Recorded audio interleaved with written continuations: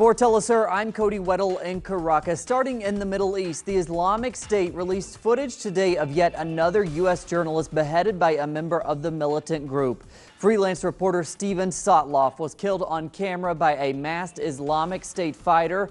That militant once again spoke with a British accent.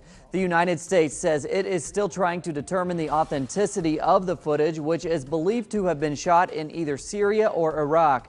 At the end of the footage, another captive identified as British comes into view and is threatened with execution. Over 70 journalists have been killed in Syria's civil war, mostly freelancers.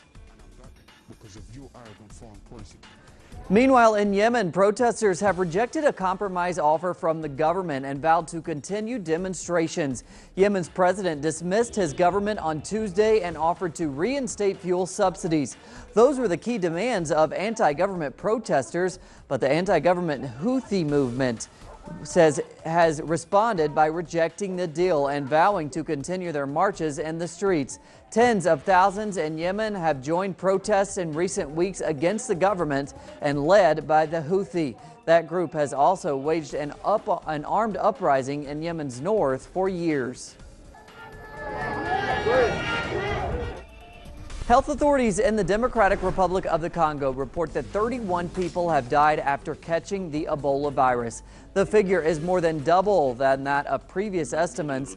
The dead are believed to have suffered from a different strain of the disease than the one ravaging West Africa, where so far over 1,500 people have died from Ebola. Despite devastation left behind following Israel's Operation Protective Edge, Gazans continue their attempt to return to normal life.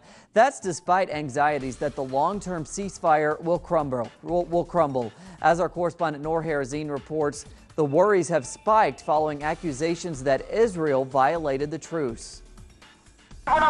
Israeli forces opened fire at fishermen off the coast of southern Gaza Strip on Tuesday in an apparent violation of the ceasefire agreement reached with Palestinian factions a week ago. Palestinian fishermen said that Israeli warships used machine guns to fire at their boats while they were sailing near Rafah within the agreed-upon 6 nautical mile limit. We thought that for once the Israeli side will keep their words and agreements, but what's happening on the ground is something else. We suffered the attacks of the Israeli warships over the past years, and now it's happening again. The world should step up against these attacks and violations so we can fish safely. An Israeli army spokeswoman said that the Palestinian fishermen deviated from the designed fishing zone, and the Navy soldiers fired warning shots into the air. Fishermen denied the Israeli accusations and said that they are careful to fish within the designed area. A ceasefire agreement reached on August 26 stipulated that Israel would ease its siege on Palestine and immediately expand the fishing zone of Gaza's coast, allowing fishermen to sail as many as 6 nautical miles from shore. Afterwards, the permitted fishing area would gradually increase farther. Despite agreements reached between Israelis and Palestinians, the Israeli warships fired towards Palestinian fishermen, stopping them from participating in their work and providing for their families. Noor Harazin, Telesur TV, Gaza.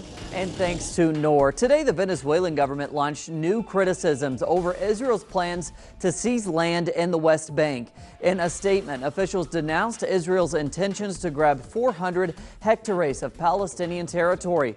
The government cited the need to abide by international law and to end the Israeli occupation. The statement calls Israeli actions an obstacle to achieving peace. 11 people died earlier today in Argentina when a minibus collided with a truck on a highway in the northwest of the country. The two vehicles collided this morning in the province of Santiago del Estero. Most of the dead are believed to be teachers who were riding in the minibus. The truck driver survived but remains hospitalized. Local authorities launched an investigation into the crash. Mexican President Enrique Peña Nieto presented his yearly report today. The report touts his various reforms, which he says helped the economy. In his 2 years as president, Peña Nieto's government has implemented pro-business reforms, which critics say have only benefited the rich and powerful. Monday, thousands of people protested his energy reform, which ended public control of one of Mexico's major resources. Protesters call for a national strike to begin this month. And staying in Mexico, nearly a month after one of the country's worst industrial mining spills ever, locals still feel the effects. For how long Mexicans will suffer the impact of this disaster, here's our correspondent Clayton Kahn. Hector Cordova, a single father of 3, supports his family from his small chili farm. For 30 years, this land next to the Sonora River has yielded just enough to get by. However, now the future is uncertain. After the river and water he uses for his crops became contaminated by 40 million cubic liters of acid and heavy metals from a mine upstream, owned by the mining giant Grupo Mexico. Grupo Mexico has an answer for the losses of the Sonora River, which are livestock and agriculture. They have to respond to it. More than 20,000 people have been affected, bringing to a drastic halt all economic activity. The state government vows to hold the company responsible, yet in the meantime has launched a temporary work program for those affected. Within the program we have developed, Let's Save the River. We can all organize to save the Sonora River. We can form brigades, which will also provide paid jobs for those who are unemployed right now. However, many have criticized the measure as just politics rather than substantive support. They say citizens shouldn't have to clean up the mess. To me, it is an insult that they come to offer temporary employment, cleaning up the muck that Grupo Mexico alone and no one else left. To me, it seems unfair that they want me to go and earn my daily bread by cleaning that poison.